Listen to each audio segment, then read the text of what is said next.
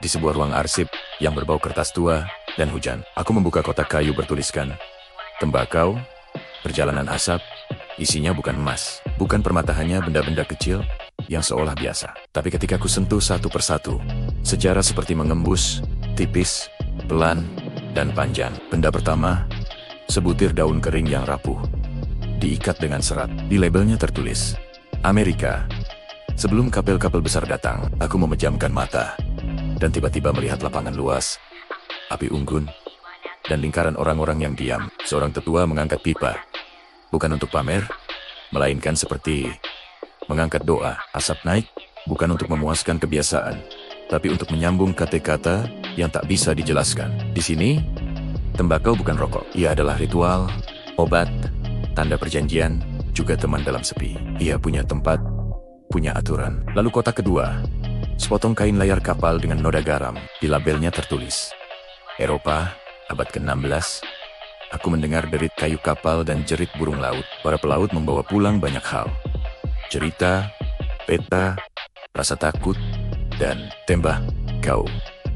Di pelabuhan orang-orang berkerumun, bukan cuma untuk rempah dan gula, tapi untuk sesuatu yang membuat kepala hangat dan dada terasa lega.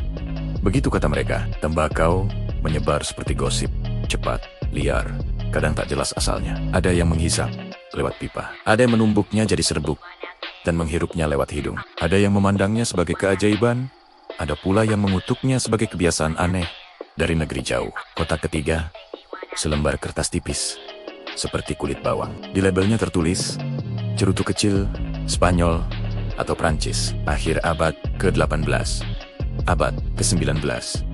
Di sebuah gang kota batu, seorang pekerja menggulung tembakau, sisa dengan kertas bukan untuk gaya, tapi untuk hemat. Cerutu besar mahal, pipa merepotkan, jadi mereka menciptakan sesuatu yang bisa dibawa sambil berjalan. Kecil saja, katanya, biar cepat.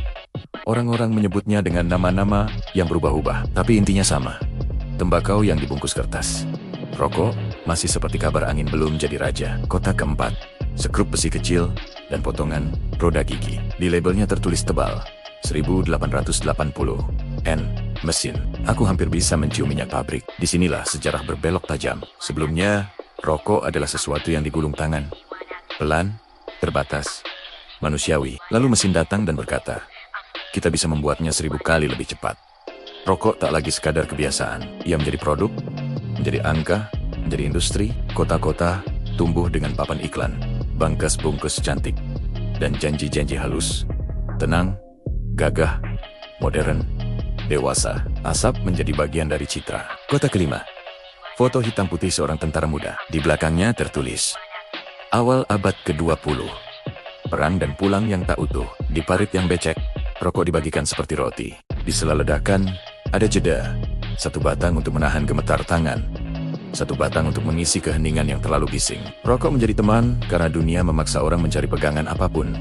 Saat perang usai, kebiasaan itu ikut pulang. Ia masuk ke kafe, kantor, film, dan ruang tamu. Pada layar perak, tokoh utama menghembuskan asap seolah itu tanda keberanian. Penonton menirunya, karena manusia sering belajar dari bayangan. Kotak keenam, clipping koran yang pinggirnya menguning. Labelnya, pertengahan abad ke-20.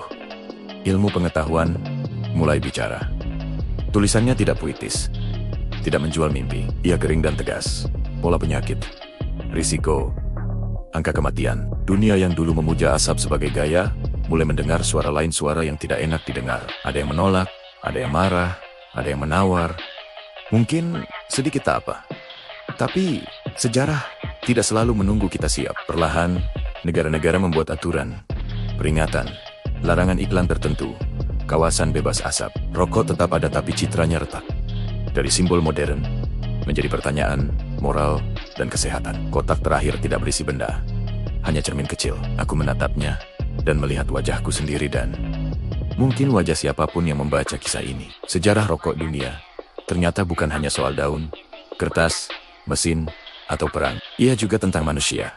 Bagaimana kita membawa sesuatu dari satu benua ke benua lain, bagaimana kita mengubah ritual jadi komoditas, bagaimana kita menjual kebiasaan sebagai identitas, lalu belajar kadang terlambat tentang konsekuensinya. Aku menutup kotak kayu itu pelan-pelan.